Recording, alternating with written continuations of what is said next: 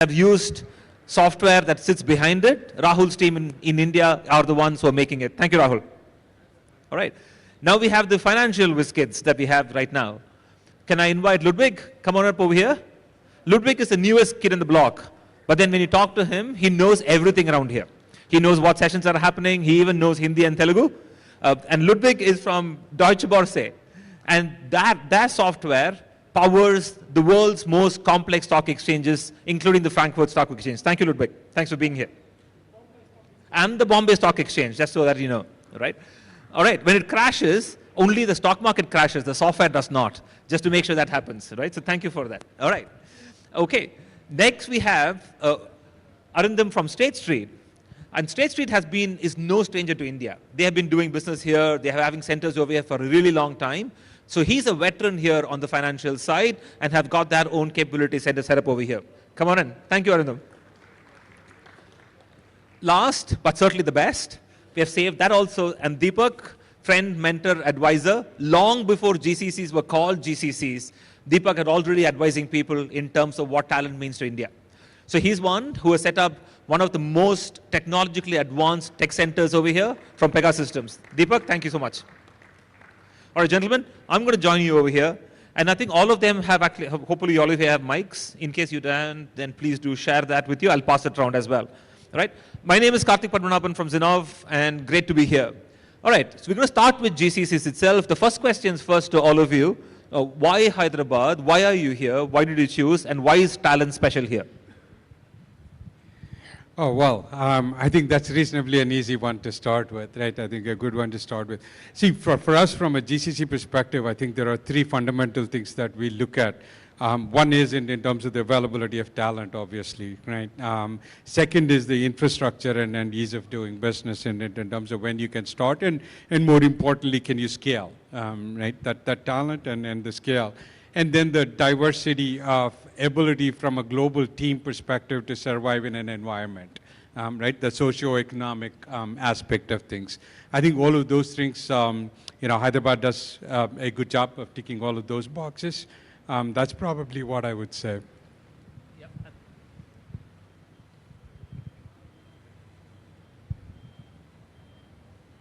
you hear me? No. I'm going to get this back. Use this.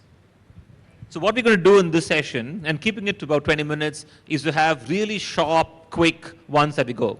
The question is, when you said talent is one of the reasons and ease of doing business, do you think Hyderabad actually has the best talent in India? Or is it more scale of talent, availability of people? What makes it over here? So Hyderabad has the talent at the scale required, and it's not the biggest talent pool in India. Let's not kid ourselves. There are other locations which do have a larger, mature engineering talent pool. But it is rapidly evolving, right? If you go back, and when we started 20 years back, the talent pool was Mumbai.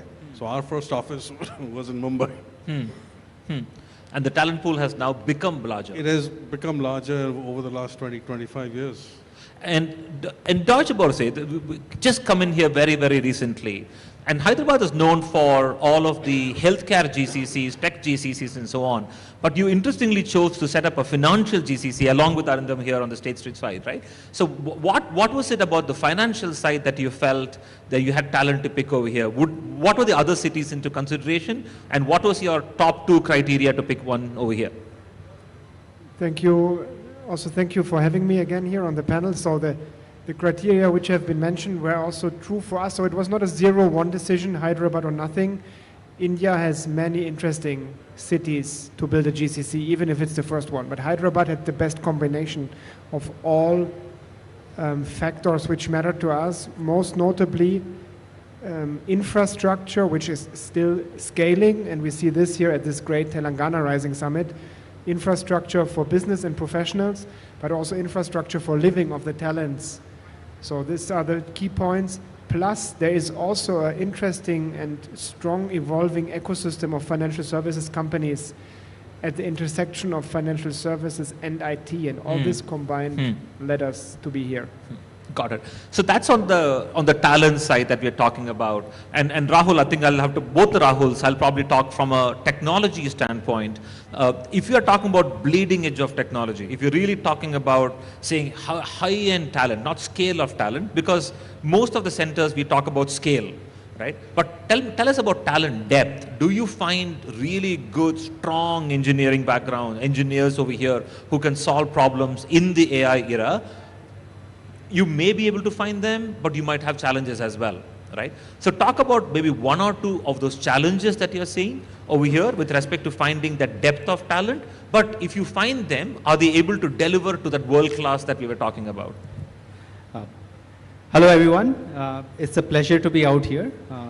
KP, it's a very relevant topic in terms of AI strategy. And let me put it this way, and I will not be honest in terms of like, do we have talent in Hyderabad?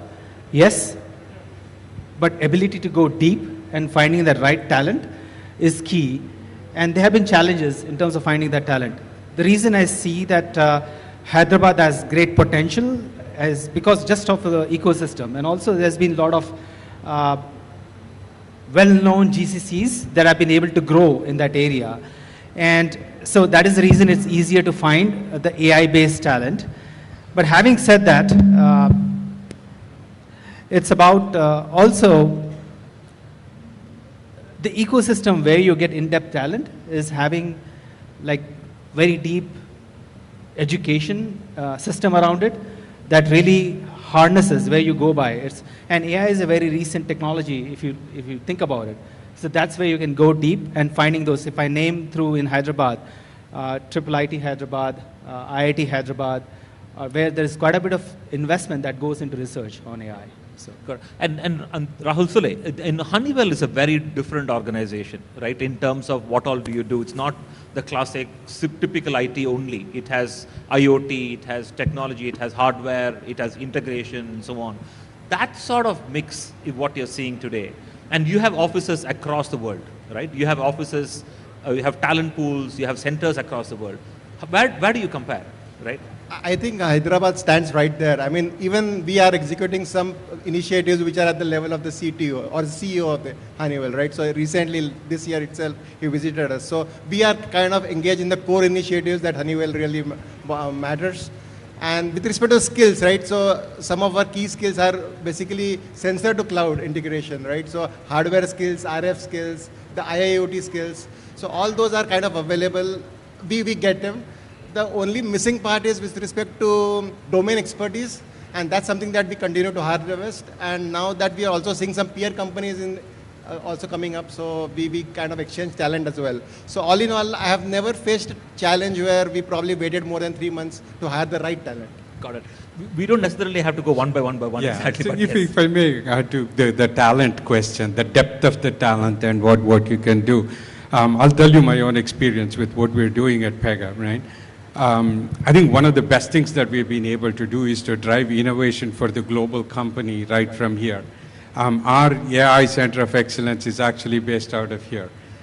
We do so much work in terms of high-end work. And how does that happen? It's not an accidental thing, right? We have actually had a senior technical talent that we have built over the years.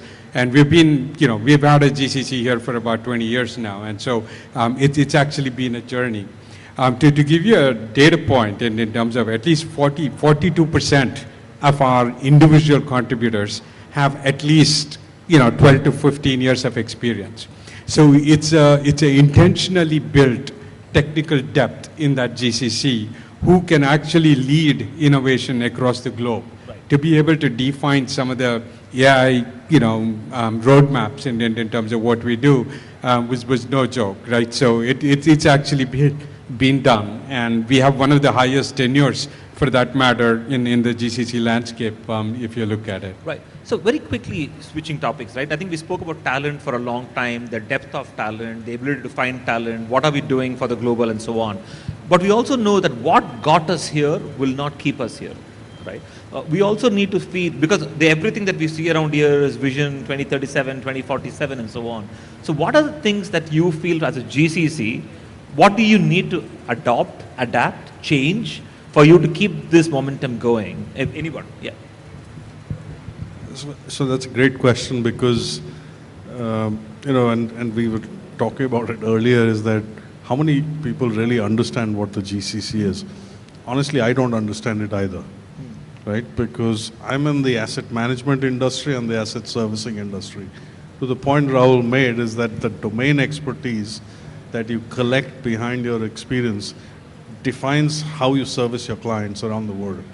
So I think the thinking of how we've built this over the last 20 years, where it was around COEs and shared service centers, and is probably going to pivot back from more of a vertically oriented domain expertise in the industry of our clients.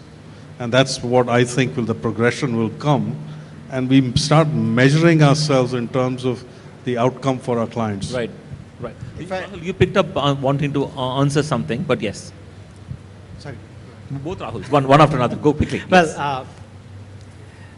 KP, to your question about GCC's journey, where we are at and how do we scale, right? I think we need to start thinking about, instead of execution, we need to have a seat at the table. Not in terms of like the percentage of workforce that you have out of any of the GCCs versus having a really impactful customer-focused work that can have really a seat at the table. And it's not, the KPIs that you talk about is not about like you have 40% of engineering team or 80% of engineering team out of Hyderabad or out of India. It's more about what impact are you having towards the customer. So that way you're changing the narrative, what from a capability center to like incubation, innovation, customer impact, revenue impact. Those are the conversations that are sit on the table. Yeah, exactly. So there was a statement that was there, and I'll come to you, Rahul, in a second, right? Which is said, right now we have 2,100 GCCs, but when the statement was made, it was 1,700 GCCs back then. 5 years from now, 6 years from now, in 2030, how many GCCs will be there? The answer was 0. Why? Because they have now not been called GCCs, they are part of the global fabric, right? And that's what today I think Pega and Honeywell and the others are actually part of the global fabric itself. You don't necessarily call yourself as a GCC, right? True. And so how does that work? That global ways of working that you've established, is there anything to take away from there? I would say that now we have kind of mastered the act of execution, also innovation for global, right? So now the focus is India being a growth center, kind of a high area of growth center for as a region. We want to do local innovation, and how can we be successful with local innovation? So that's a key growth area for us. How can we make a difference for the region? We're already making a difference for the world. Yeah. That's the key. Awesome. Ludwig, we had a question specifically for you, but if you want to answer something else, please do, and then I'll ask you another one. Just to add on this, for us, the move to India was natural because we did already a lot of work with Indian companies, the Tatas, Accenture, Infosys, and the likes. And we are now insourcing the strategic capabilities. And we are at the same time already today with the team we are ramping up, fully plugged in our global organization. So it's not a GCC and the rest. Yep.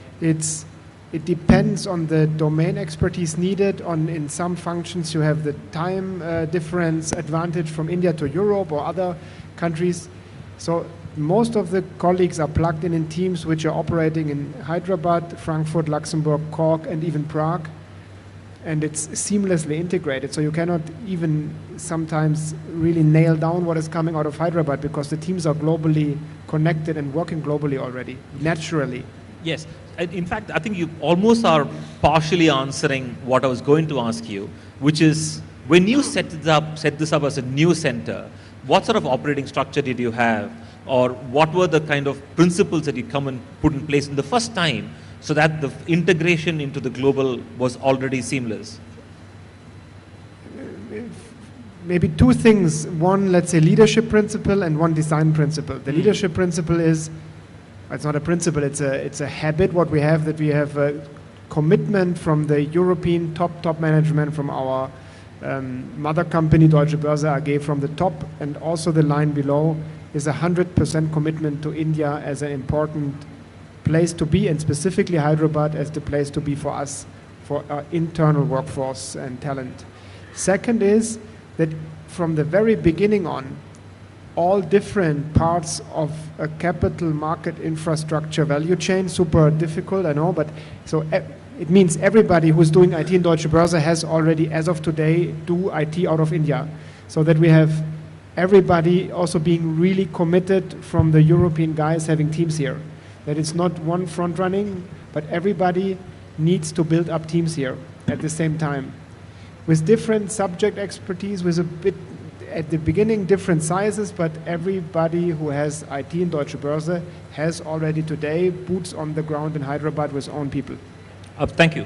I'm going to ask one last question on the broader GCC, and then we'll do a quick rapid fire if you have. The broader question is more on the cultural shift that is happening. Now, because of AI today, are you now forced to change the way that your GCCs are working? Are you forced to change the way your organizations are working to a large degree? Are you forced to take a startup-y kind of an approach, if I will? But if that's not the case, if it's something else. For us, it's a little bit of been a unique thing because we've been in the AI space for a long time.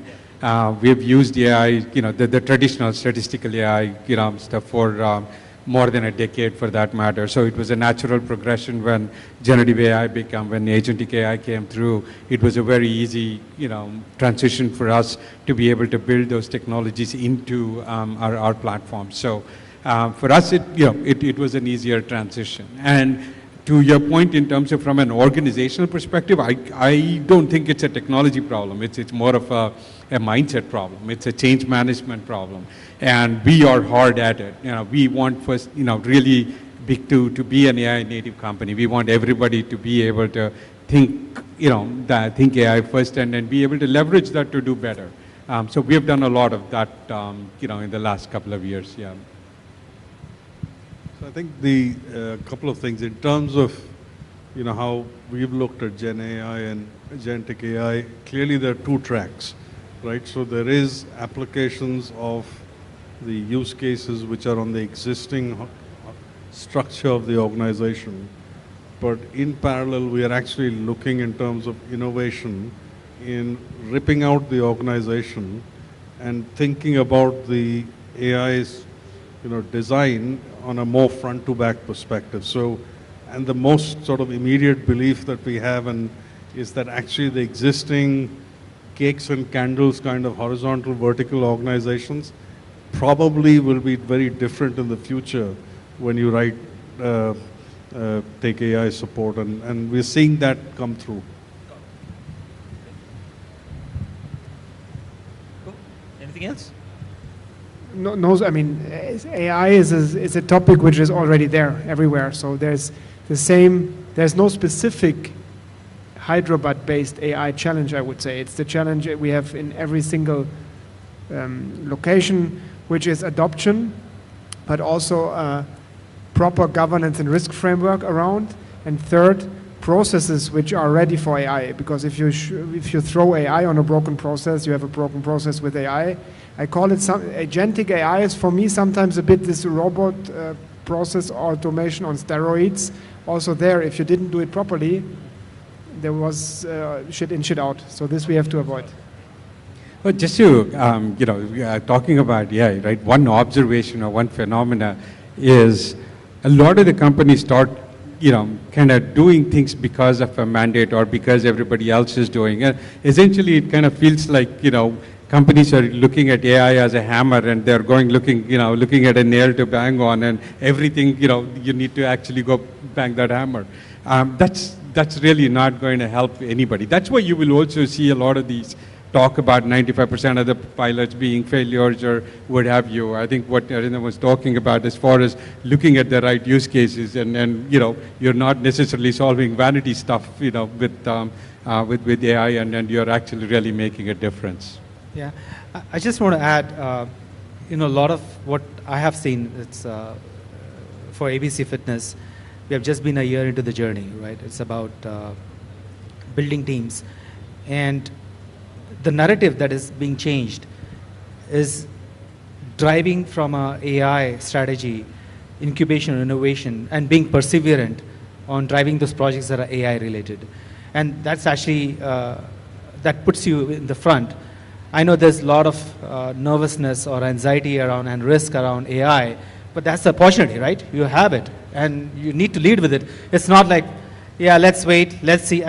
That's where I differ from the opinion about it, and that's an opportunity I see, is to lead the way. That was going to be the start of my rapid fire question. We're going to start with Rahul. Sure. Do you feel that AI is going to take your job? No. Anyone here? Well, I hope some part of my job. Yeah, I wanted to make it easier. I certainly don't want to be doing everything I'm doing, so I could be doing a lot better, I think, So I do hope it does take some of mine. I mean, it probably changes my job in a different perspective. All has been said, I hope not, but as the colleague said, partially, hopefully, yes. Yeah, but yeah, great answers, right? I hope it changes some part of my job and it takes away some part of your job as well, so which is perfect. One myth about GCCs that you want to either reinforce or shatter, either way. Well, the fact that the headquarters should actually give what a GCC should do, So in my mind, it's always earned and not given. So I think that's what I would probably say. So this whole narrative around 6,000 leadership roles, 36,000 leadership roles, I think is rubbish, right? Everyone employed in these institutions are performing roles for functions, supporting clients somewhere in the world or the other, and many of them are clients in India as well. Now, the myth is that this leadership pivot is going to change everything. I don't think so. It's how you measure yourself when that pivot to, not calling yourself a GCC happens. That's when success comes, in my view. For me, this is the point that there is not the GCC. Every GCC is as individual as the company. And so you have to adapt the setup and the operations to the need of the whole global organization. So there's no one size fits all, but a very tailored approach necessary. Yeah. One of the myths I looked at is don't look for culture fit, but look for culture adds. The reason I say that is it brings a diverse perspective. So it's not like you always have yes kind of talent on the table versus a diverse one. Anything, Rahul? I'll probably talk about top-down driven innovation. So sometimes it's told that you need to do something which probably doesn't work. There need to be conviction at the ground when you talk to the customers and their end users, right? So that's what I will say. That's a myth that need to be changed. Right. Last question on the rapid fire. One good thing that Telangana is doing and one thing that you would actually advise Telangana to do to stay afloat or stay ahead of the curve? I would say that the talent, we have a lot of universities, etc. So to pick talent across the board. So that's something that's great and should continue. The collaboration with the companies. What probably we should be avoiding is going the Bangalore way. Unplanned development. So. Yeah. Just building on it, Hyderabad has the momentum and we should continue building on that momentum. The Bangalore way, the reason the infrastructure don't cave into the successes that Bangalore had. There's a learnings that we can build on it, and that is where we don't need to fall on. There are learnings that we can get from Bangalore and build on that momentum for Hyderabad. For me, the good thing is the very close collaboration between business and government, again, so this ecosystem in the best possible way, please continue doing. And I think what is for the future crucial to have at the same time AI first lectures and classes at universities, but don't forget the people who are already working to also up and reskill people in their end 30s, mid 40s and 50s. Don't forget them in the journey of education and next level of technology. Yeah, I think I was, while walking, or not walking actually, driving to this venue, the first board you come across is the Chief Minister making a statement that the Hyderabad is competing with New York, London, and Singapore, blah, blah, and it's not competing with other Indian cities. And actually I heard that and I was really happy about it because I think this is the first government I've actually seen which has made that statement. And in the financial services industry, we've been saying this for a number of years as we've evolved, that our competition is not Krakow and Manila and some other place in the world. It is New York, London, Dubai, Singapore, right? That's what we need to aspire to be. So it was really pleasing to see the government actually take that stand. The flip side of it, and no Hyderabadi likes it, right? Amirpet is a weak spot in this city, which is a huge risk. Well, to both the rounds, I'm from Bangalore, so I know I have all the bruises to share with you guys if you want to talk about it. But my advice for the comment would really be, constantly keeping ahead of the curve. Don't take eyes off of this, and then, consistently doing things, constantly, being on top of it. There you have it, ladies and gentlemen, the leaders who are pioneering GCCs over here in Telangana. That's a great talent ecosystem. There are some wonderful GCCs. The technology centers in Hyderabad and Telangana are no less to any other in the world. And I think there are some wonderful products being built over here. And thank you to all of you to have set up your centers over here. There is still a lot more to do. So I think this wave is going to be riding on for quite a bit. We'll see you again in a year's time, and hopefully we'll have a lot more stories to share. Thank you for watching with us. Thank you. Thank you, everyone.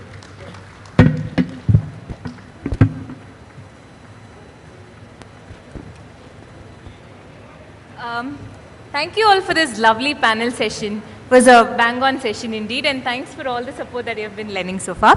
I now request Secretary to Housing, Shri VP Gautam, to felicitate the panel members.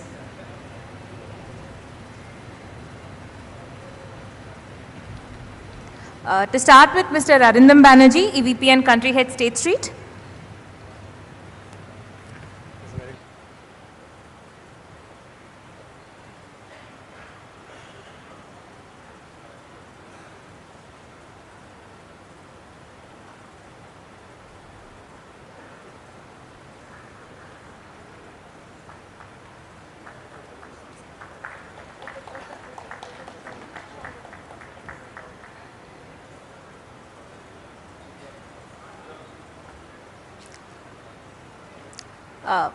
Mr. Deepak Vishweshwaraya, SVP and India Head, Pega Systems.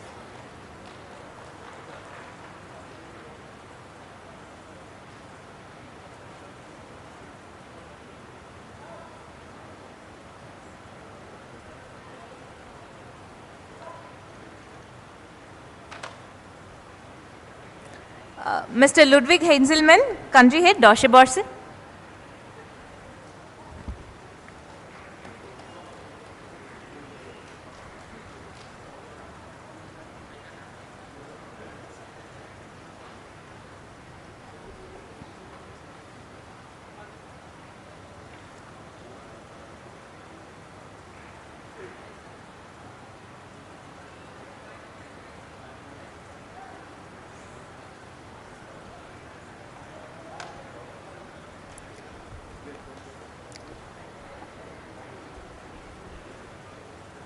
Mr. Rahul Das, Country Head, ABC Fitness.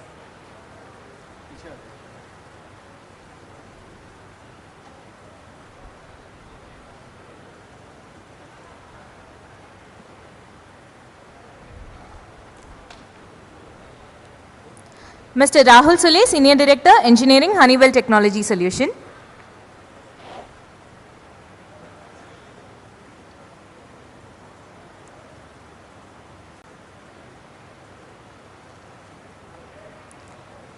And last but not the least, the moderator of the event, Mr. Karthik Padmanabhan, Managing Partner, Zinov.